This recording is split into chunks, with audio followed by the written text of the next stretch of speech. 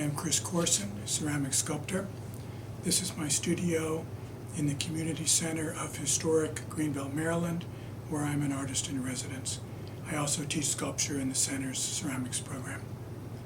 I want to say a few words about this piece, Medusa, Pighead of Capitalism, which is in the 11th Annual Clay International, held by the Workhouse Art Center in Lorton, Virginia. On the shelves behind me, you can see my usual work. I sculpt the human body to explore the human condition.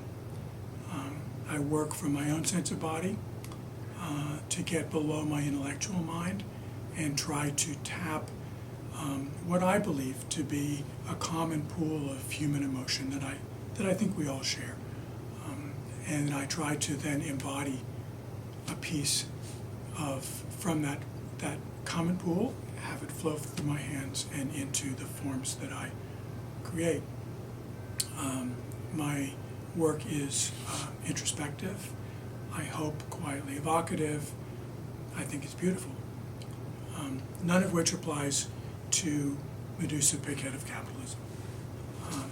A great change happened in my work in 2019 because of the hate and the ignorance being spewed by politicians as an election tactic for 2020. And, that would have been bad enough, frankly. But real issues, racial injustice, economic inequality, environmental degradation, refugee crises, were not being addressed, and they were getting worse. So I didn't feel that I could only continue to do introspective works. So I decided on a series of protest pieces on issues that I really care about.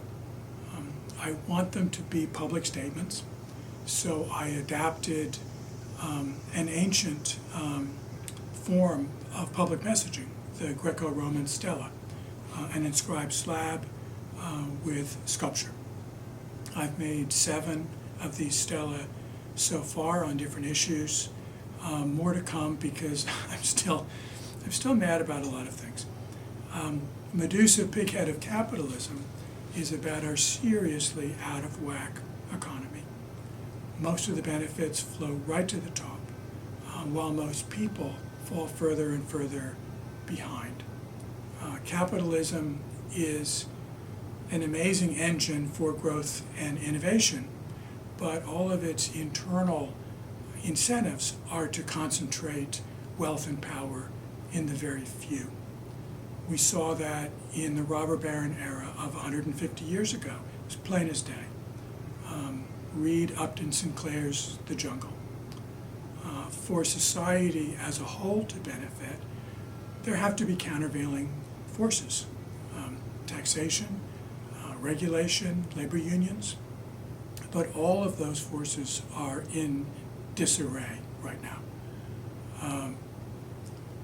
The middle class has been hollowed out, the wealth gap is widening, and parents genuinely fear that their children will not have the same economic opportunities that they had.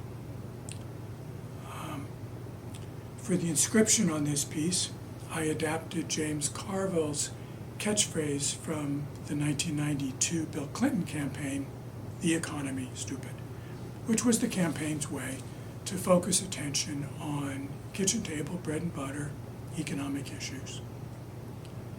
But 30 years ago, that focus has been lost. Our economy has been co-opted.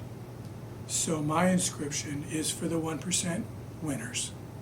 It's my economy, stupid. I wanted the sculptural part of the piece to be just as blunt. I thought about traditional symbols of the wealthy. A top-hatted banker came first to mind, but I couldn't make it work. There's a top-hatted banker that runs around the board in Monopoly, but that figure's kind of fun and not at all threatening. there's a truly evil top-hatted banker in It's a Wonderful Life, Mr. Potter, but even he loses to Jimmy Stewart in the end. So I thought about a different traditional symbol, the greedy pig, and frankly, this head just jumped out of my hands. I made it half human, beady-eyed, full of entitlement and disdain. It was bald at first, but that didn't go far enough. So I made these twisted stacks of coins and attached them like the writhing snakes on the head of Medusa. I think the result is repulsive. I think it works perfectly with the inscription and expresses exactly how I feel about this issue. I want to say one more thing, not about the piece per se, but about its place, frankly, in my own creative work. When I do my figures, like the ones behind me, I really do strive for a quietly beautiful capturing of emotion. But to make Medusa pighead of capitalism, I had to leave that completely behind. This piece needed to be as ugly as the issue that I made it to address. The Medusa stacks of coins are bizarre and threatening. The shape and expression of the pig head are repugnant. The colorant that I used, red iron oxide, which usually fires to a very nice sepia, I applied very thickly with drips so that the result would be brutal and harsh. It took a big creative stretch for me to pull out all the stops to make something consciously ugly. But I think artists should stretch, and I think that this process was a good one for me. And I particularly appreciate that juror Kevin Snipes chose it for the exhibition. I hope you love this piece, and maybe hate it too.